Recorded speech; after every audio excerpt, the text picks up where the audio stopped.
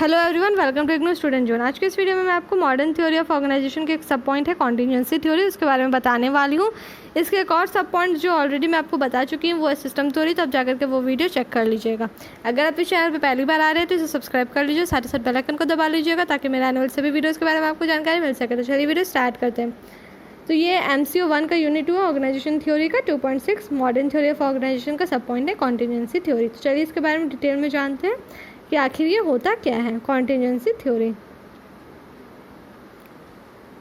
Contingency theory. The modern approach to the organization theory analyzes the importance of dynamic interaction with the environment and other situational factors influencing organizational design. Two important lines of thought are significant in this context as they seek to determine the key situational factor. One of these analyzes the significance of technology in determining organizational design. The other line of thought suggests the importance of environment. Technology refers to the techniques used by the organization in workflow activities to transform input into output. Technology is the term that is applicable to all types and kind of organization, irrespective of whether an organization is production oriented or service oriented. The role of technology can be seen in the activity that result in the transformation of things. Looking into the role of environment in managerial functions, management ecology has been developed. The individual and his organizational environment are in the complex state of interaction with each other, and the organization itself is in a state of interaction with its environment. Thus, managing an organization effectively requires a thoroughly understanding of its environment.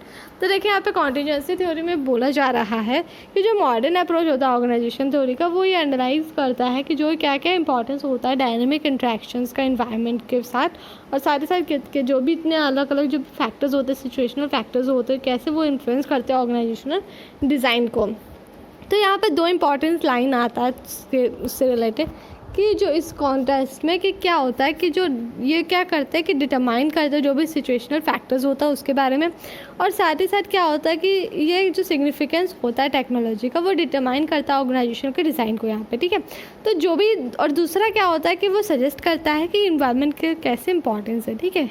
मतलब देखिए यहाँ पे बताया गया कि दो important line होता है। सबसे पहला ये होता है कि ऑर्गेनाइजेशनल डिज़ाइन को डिटरमाइन करने के लिए टेक्नोलॉजी कैसे सिग्निफिकेंट रोल प्ले करता है, और साथ ही दूसरा है कि इन्वायरमेंट का इंपॉर्टेंस क्या होता है उसके बारे में बताता है। तो टेक्नोलॉजी जो यहाँ पे रिफ़र करता है कि टेक्निक जो कि ऑर्गेनाइजेशन के जो वर्क फ्लो होता है उसका एक्टिविटीज़ को मतलब यहाँ पे डिस्क्राइब करता है, रिफ़र करता है। उसमें कुछ भी हो सकता है, मतलब इनपुट से आउटपुट तक का जो प्रोसेस होता है उसमें कैसे टेक्निक यूज़ किया जाता है उसको यहाँ पे टेक्नोलॉजी बोला जा रहा है। पर क्या होता है कि जो टर्म है टेक्नोलॉजी वो एप्लीकेबल हर तरह के और हर टाइप के ऑर्गेनाइजेशन में हो जाता है। इससे मतलब नहीं है कि आपका ऑर्गेनाइजेशन प्रोडक्शन ओरिएंटेड है चाहे सर्विस ओरिएंटेड है, टेक्नोलॉजी का रोल हर जगह है, और जितने भी एक्टिविटीज़ है जो कि ट्रांसफॉर्मेशन ऑफ थिंग्स में इन्वॉल्व होते हैं जिससे कुछ फाइनल आउटपुट निकल के आता है वहाँ पे टेक्नोलॉजी का यूज़ होता है। अब यहाँ पे देखिए रोल ऑफ ऑर्गेनाइजेशन की बात करें तो जो मैनेजरियल फंक्शंस होते हैं वो क्या करते हैं कि जो मैनेजमेंट का इकोलॉजी है उससे ये डेवलप होता है मैनेजरियल फंक्शन से, और जो इंडिविजुअल होते हैं और साथ ही साथ जो ऑर्गेनाइजेशनल इन्वायरमेंट होते हैं वो एक कॉम्प्लेक्स स्टेट होता है जहाँ पे इंट्रैक्शन होता है ये दोनों का, ठीक है।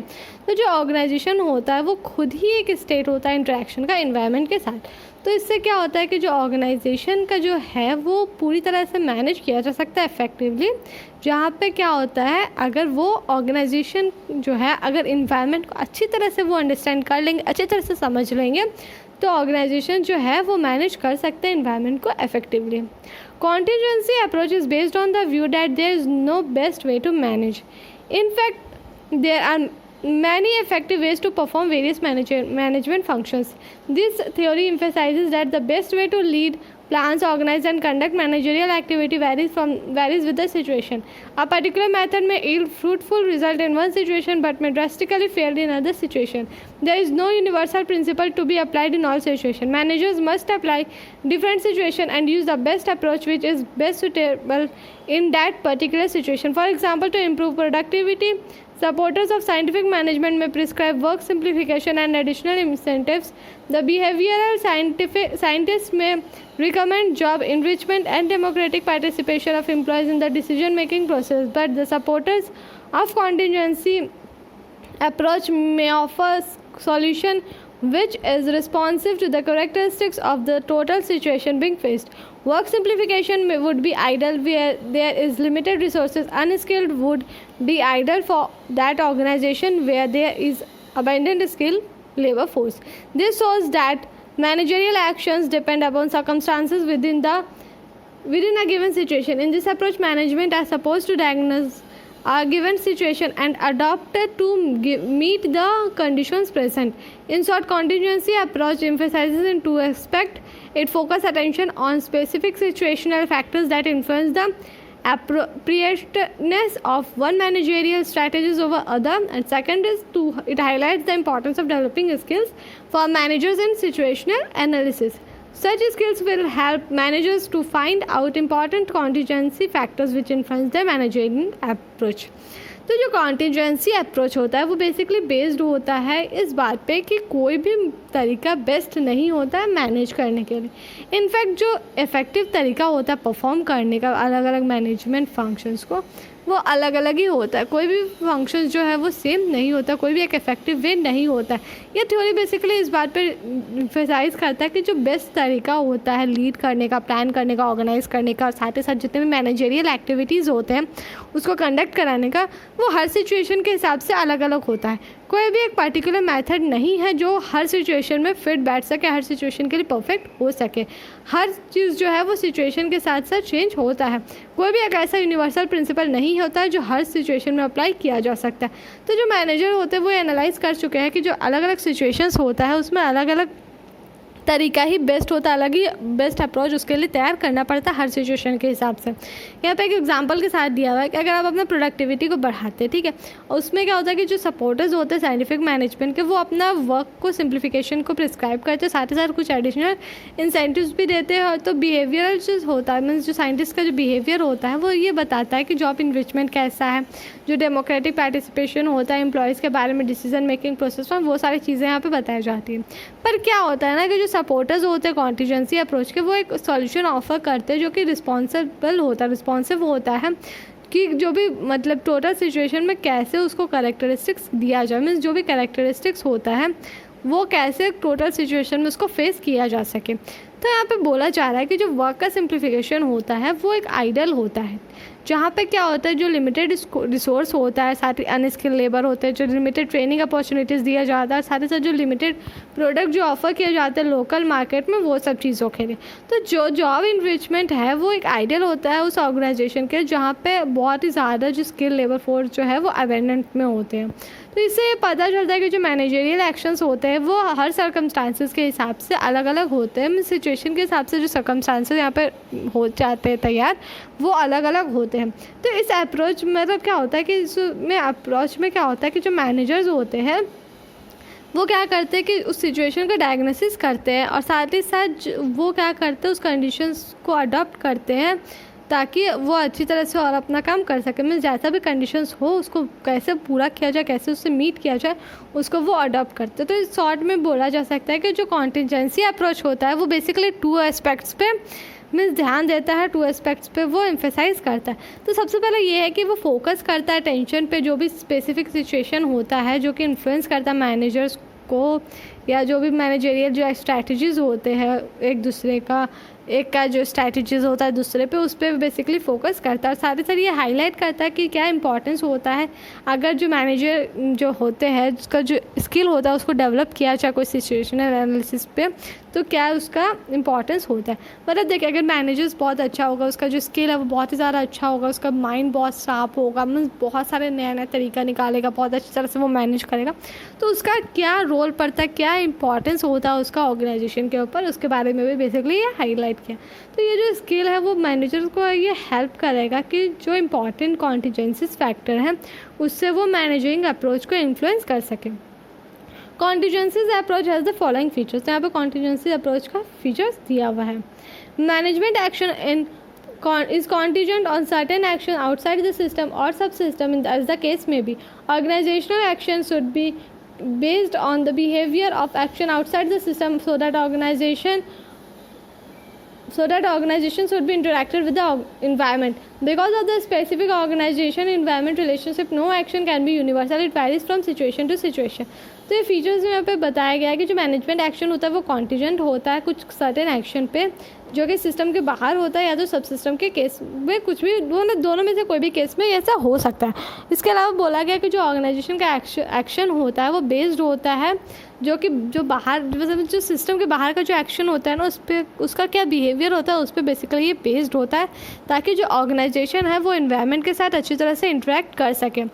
तो यहाँ पे बोला गया लेकिन फिर भी क्या होता है कि जो स्पेसिफिक ऑर्गेनाइजेशन एनवायरनमेंट के कारण जो रिलेशनशिप यहाँ पे डेवलप होता है ऑर्गेनाइजेशन एनवायरनमेंट पे, कोई भी एक्शन जो है यहाँ पे यूनिवर्सल नहीं हो सकता. ये सिचुएशन के हिसाब से वेरी करता है. Contingency theory concentrates on practical day-to-day situational problem-solving assignments the managers encounter. It has become popular because of the several reasons which are as follow. तो जो contingency theory होता है वो concentrate करता है practically वो concentrate करता है, मतलब डे टू डे क्या होता है पजल सॉल्विंग असाइनमेंट्स ये सब चीज़ों पे वो ज़्यादा मतलब कंसंट्रेट करता है. तो इसी का कुछ रीज़न यहाँ पे दिया हुआ है जिसके कारण कॉन्टिजेंसी थ्योरी जो है वो पॉपुलर हो गया है. तो चलिए देखते क्या क्या रीज़न है इसके. सबसे पहला conceptual framework. Contingency theory provides a conceptual framework within which managers can systematically study the characteristics of the major organisational components as well as the interrelationship. तो जो कॉन्टिजेंसी थ्योरी होता है वो provide करता है conceptual framework को organisation मतलब जितने भी मैनेजर्स होते हैं उनके बीच में, ताकि उसके जो कैरेक्टरिस्टिक्स होते हैं जो भी मतलब मेजर ऑर्गेनाइजेशन कंपोनेंट्स के उसको सिस्टमैटिकली स्टडी किया जा सके, और साथ ही साथ जो भी रिलेशनशिप होते हैं इंटर रिलेशनशिप होते हैं उसके बारे में भी अच्छी तरह से स्टडी किया जा सके. फिर linkage between theory and practice. Contingency theory is a practical way of studying and analyzing the organization. This theory suggests a host of alternatives that might be applicable in a particular situation. तो जो contingency theory होता है वो एक practical way होता है जहाँ पे ये स्टडी किया जा सकता है और एनालाइज किया जा सकता है ऑर्गेनाइजेशन को. और ये जो थ्योरी होता है वो सजेस्ट करता है अल्टरनेटिव के तौर पे जो कि एप्लीकेबल होता है कोई पर्टिकुलर सिचुएशन पे. A basis for introducing changes. Contingency theory explains the dynamic process of organizational changes. It provides information about the relevant changes that occur in the environment from time to time. It also provides the necessary information to maintain the dynamic equilibrium. तो जो contingency theory होता है वो explain करता है dynamic process को कोई भी इन्वायरमेंट में जब चेंजेस होते हैं उस समय पे, और सारी सारी इन्फॉर्मेशन भी प्रोवाइड करता है जो भी रेलिवेंट चेंजेस होते हैं जो इन्वायरमेंट के कारण होते हैं समय समय पर उसके बारे में, और सारी सारी नेसेसरी इन्फॉर्मेशन उस बारे में भी देता है ताकि जो वो मेंटेन कर सके जो भी डायनेमिक इक्विलिब्रियम होते हैं उसको मतलब क्या होता है कि पूरी तरह से इन्फॉर्मेशन वो प्रोवाइड करता है, अच्छी तरह से इन्फॉर्मेशन प्रोवाइड कर सकता है. फिर wide applicability. Wherever there is a need to define or redefine the relationship in an organization, contingency theory may be useful. जब कभी भी ज़रूरत पड़े कि जो रिलेशनशिप होते हैं ऑर्गेनाइजेशन के उसको डिफ़ाइन करना या तो फिर रीडिफाइन करना कोई भी रिलेशनशिप को, तो उस समय कॉन्टिजेंसी थ्योरी बहुत ही ज़्यादा यूज़फुल होता है. New macrophage. Contingency theory is called by Scott and Mitchell as new microphase in management, since the primary attention of contingency theory is on problem solving puzzles and putting out fire. It has entirely pragmatic flavor. Contingency approach is considered as refreshing breeze in management literature that away the humanistic and general system for.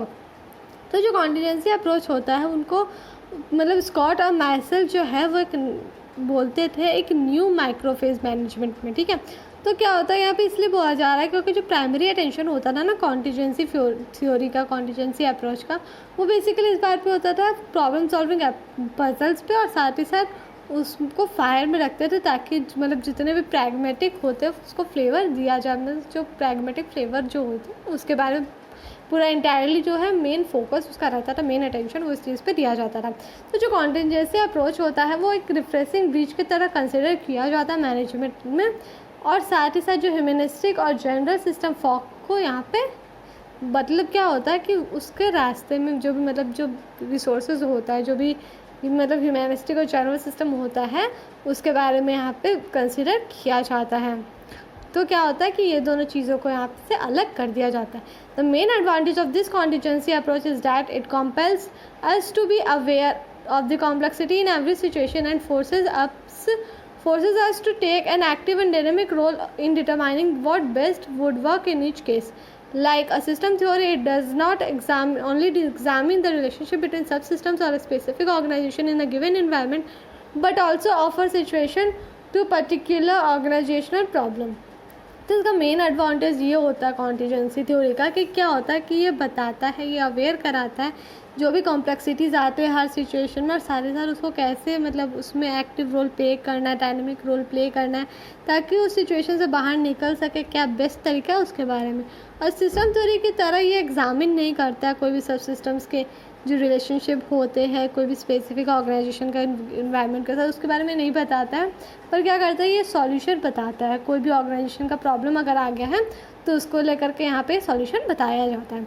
In spite of its towering appreciation, the contingency theory is fraught with a number of limitations. The scientists cannot ignore. This theory can be criticized on the ground of heavy theoretical complexity. For example, a simple problem has to be analyzed on a number of organizational components, each of which having innumerable dimensions, so its empirical testing becomes very difficult. Therefore, it is criticized mainly on the ground of its complexity, paucity of contents, difficulty in empirical testing and its reactive nature.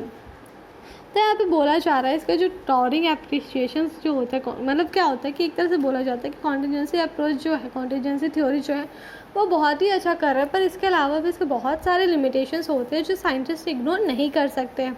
इसमें बोला जा रहा है कि जो theoretical complexity होता है उसको ये पूरी तरह से इग्नोर करता है, क्योंकि ये बेसिकली प्रैक्टिकल बेस्ड होता है, तो थ्योरी का पार्ट को ये हटा देता है। इसका सबसे बड़ा सिंपल प्रॉब्लम ये है कि जो भी ऑर्गेनाइजेशनल कंपोनेंट्स का जितने में नंबर होते हैं उसको एनालाइज करते हैं, ठीक है, सारा को एनालाइज करना पड़ता है। इसके बहुत सारे अलग अलग इन्यूमरेबल डायमेंशंस होते हैं, और साथ ही क्या होता है कि जो टेस्टिंग होता है ना इस तरह से बहुत ही ज़्यादा डिफ़िकल्ट हो जाता है। तो बहुत सारे ऐसे ग्राउंड है जहाँ पे इसका बहुत ही ज़्यादा उसको क्रिटिसाइज किया जाता है, तो जितने पॉजिटिव साइड होने के बावजूद भी इसका कहीं ना कहीं कुछ ना कुछ नेगेटिव साइड ज़रूर है। जैसे देखिए, हर बोलते हैं ना हर सिक्के का दो पहलू होता है, तो पॉजिटिव और नेगेटिव हर सिक्के का होता ही है। तो क्या होता है कि यहाँ पे पॉजिटिव के साथ साथ बहुत सारे लिमिटेशंस भी होते हैं। तो ये था कॉन्टीजेंसी थ्योरी। आई होप आपको सारी बातें क्लियर हो गई होगी। किसी भी तरह का डाउट रह जाता है तो कमेंट करके ज़रूर पूछे, पूरी कोशिश करूँगी सारे डाउट्स को क्लियर करने के लिए। वीडियो को पूरा देखने के लिए थैंक यू।